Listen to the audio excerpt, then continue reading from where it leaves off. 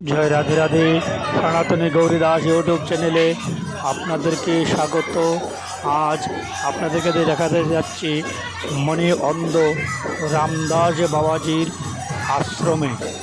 এখানে রামদাস বাবাজি আমাদের জন্যে বিশেষ কিছু রেখেছেন। উনি সাধন ভোজন করে আমাদের জন্যে মুক্তির পথ অর্জন করে দিয়েছেন।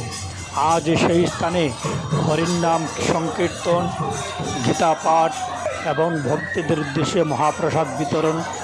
আমি এক এক করে সব আপনাদেরকে দর্শন করাবো, আপনারা সবগুলো দর্শন করুন। জয় রাধে রাধে।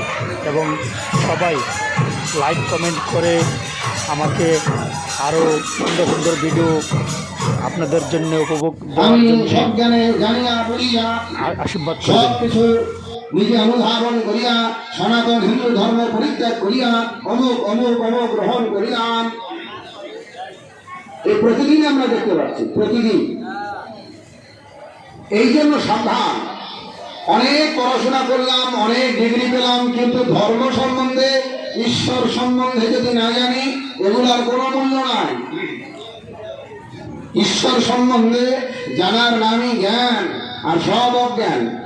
ভগবান সম্বন্ধে জানার নাম বিদ্যা, আর সবই অবিদ্যা। তাহলে কবিতা বলছেন এই দুইজনের কথাবার্তা নিয়ে কবিতা লেখা হয়েছে, তার নাম জীবনের হিসাব।